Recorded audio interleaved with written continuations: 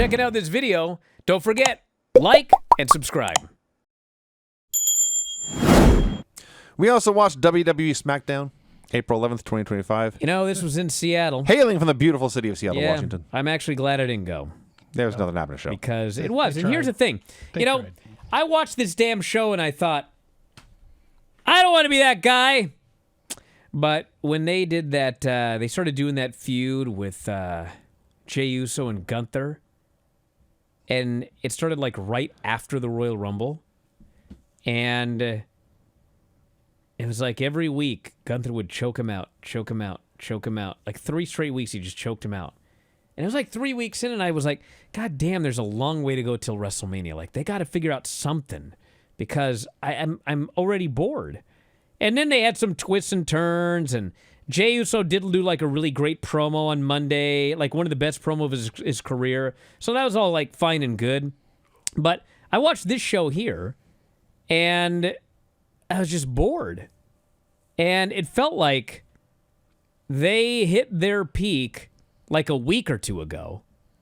And meanwhile, there were still weeks left until WrestleMania. WrestleMania is much later than usual this year. Well, it's not only that, but here's the other problem. I just figured this out watching it. So, you know, I was talking about how AEW needs a brand split. And people are like, oh, no, brand split, blah, blah, blah. And if you've been watching WWE, from Rumble till Mania, there has not been much of a brand split at all. No. Like, if you're scheduled for such and such a show, like, you'll be there, but people from the other show can show up anytime they want. And so what has happened is we've known certain matches for WrestleMania since, like, the end of January, early February.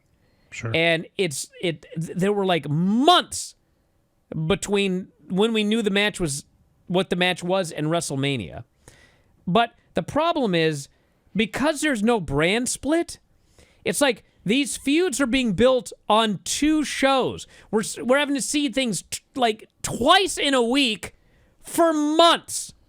And as a result of that, it's like, dude, I've seen all the build for almost everything.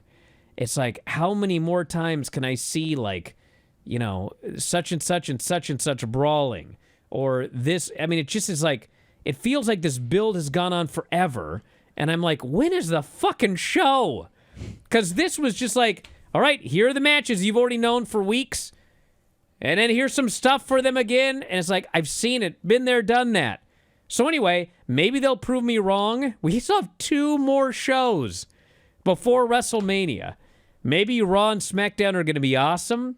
But I just feel like they've done all they can. And now we're just like treading water to WrestleMania weekend. There's just nothing happening here.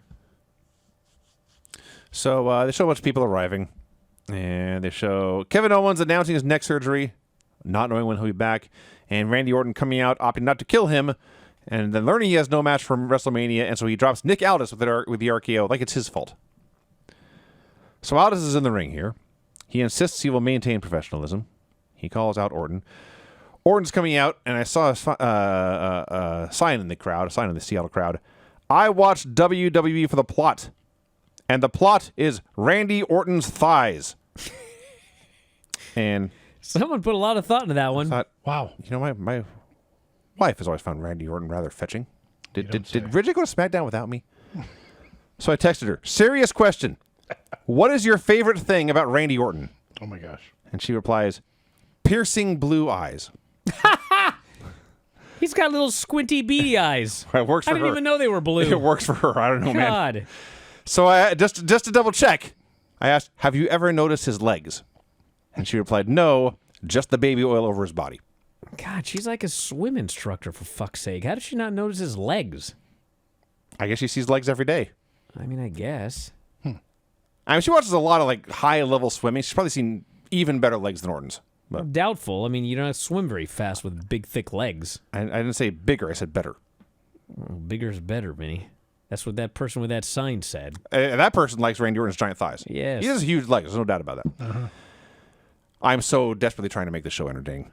So Orton says, Nick, you're taking it personal when I hit you with my finishing move for no good goddamn reason. Last year, Well, it's true. I mean, if you watch WWE, you shouldn't take getting RKO'd personally. I guess not. He'll RKO anybody for any reason. I did it to you last year. They fined me, so I paid double. I paid it in advance. We're even now. I love how they remember this. I'm not even kidding. That actually happened. He gave him an RKO, and he showed up, and he paid double the fine, and Aldis was like, what are you paying $200,000 for? And Randy goes, that's for next time. Yeah. And they moved on. It was never mentioned again. And here we are a year later. Randy brings up, brother, I already paid that $100,000. I told you, we're even. Are you one of those youngsters today who listens to Spotify? I don't even know what it is. But I do know this. All of our podcasts are available at Spotify. You can head up right now and sign up. The easiest way to do so, f4wonline.com/Spotify. And for just $9.99 per month, you can listen to 84 podcasts on any given month. 84! 2 to 3 podcasts every single day covering pro wrestling and mixed martial arts. And if you think about $9.99 per month, that's just pennies per day. So check it out today on Spotify. That's f4wonline.com/Spotify. f4wonline.com/Spotify.